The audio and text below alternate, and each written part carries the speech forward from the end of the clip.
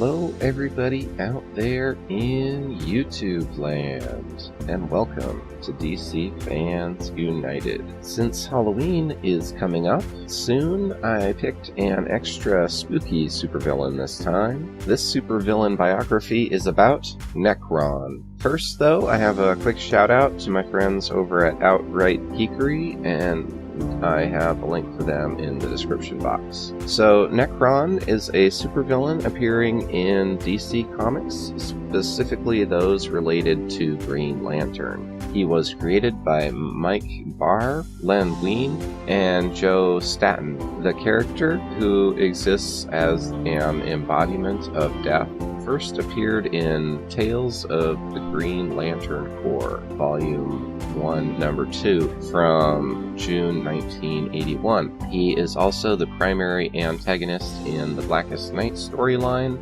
that was published in 2009 and 2010. So the writer, Jeff Johns, has described Nekron as the most powerful dark force in the DC universe. Nekron has displayed the ability to raise the dead, kill with just a touch, fire bolts of black lightning, and grow to any size without limit. He is also capable of fighting against universal forces like the Life Entity, and he banished the Spectre with a touch. The Spectre is powerless against Nekron because Nekron has no soul.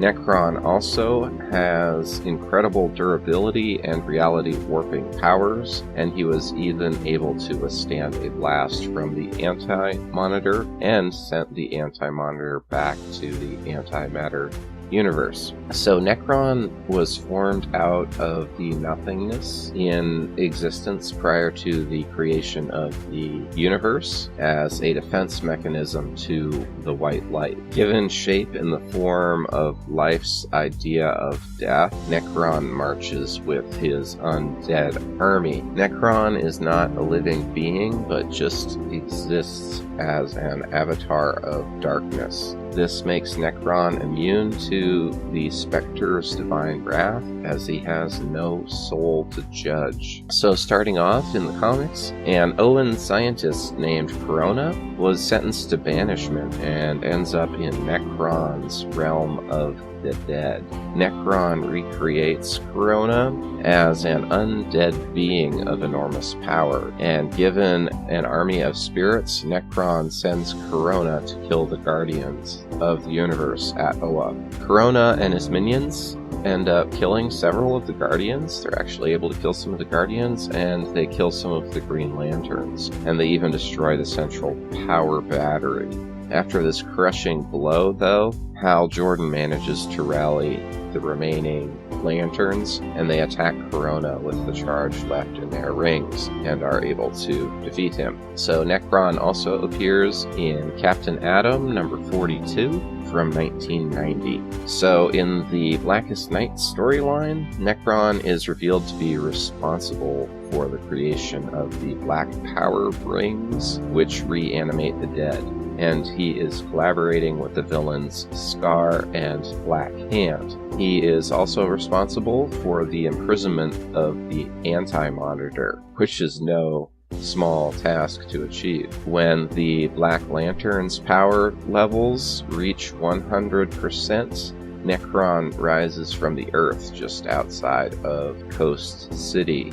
Nekron is also revealed to be the true mastermind behind the miraculous resurrections of several of the superheroes in the past. So by allowing the dead heroes to be reborn, he grants himself a small cadre of inside agents. As such, Nekron is able to create black rings that latch onto Superman, Wonder Woman, Donna Troy, Kid Flash, Animal Man, Ice, Green Arrow, and Superboy, and turns them all into Black Lanterns. Hal Jordan and Barry Allen are similarly targeted, but they evade their friends' fates, thanks to Barry taking himself and Hal 2 seconds into the future and causing the rings to not get them. Wonder Woman also is able to overcome her ring and becomes a star sapphire. Nekron and his Black Lanterns bring the subdued Guardians of the Universe to a clearing. After questioning one of the Guardians and getting him to admit that he can no longer remember why the Guardians took a vow to protect the universe, Nekron slits his throat and the Black Hand removes his organs and places them in the center of a symbol. After crushing the organs with his scythe, Nekron calls forth the Entity. So the Entity is the white light given physical form.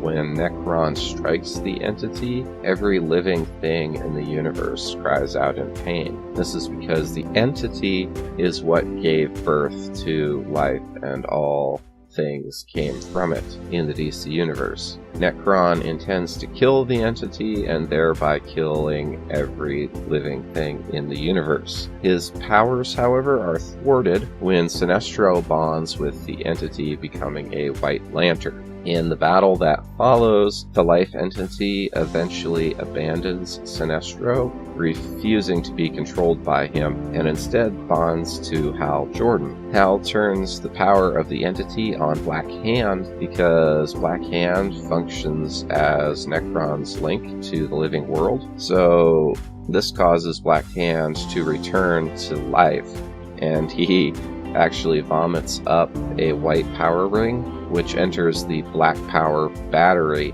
and it resurrects the Anti-Monitor, and it also destroys the power battery. So the Anti-Monitor immediately attacks Nekron, and Nekron then returns the Anti-Monitor to the antimatter universe. So he's able to banish the Anti-Monitor. That's how powerful Nekron is. So then 12 other white rings are released by Black Hand and seek out several deceased heroes and villains who had been rooted as Black Lanterns, and they are restored to life. In the final confrontation that follows, Nekron is banished yet again. So I mostly know about Nekron from Blackest Night. I really like that series, but he's also appeared in some other more recent comics. He appeared at the conclusion of the mini-series Brightest Day, and Nekron also appeared in the New 52 at the conclusion of the Wrath of the First Lantern, and he has even been mentioned in DC Rebirth in a story sometime after Wrath of the First Lantern, and it is tied to characters in it. So lastly, there are two other versions of Nekron. One appears in the Flashpoint storyline, where it is revealed that Nekron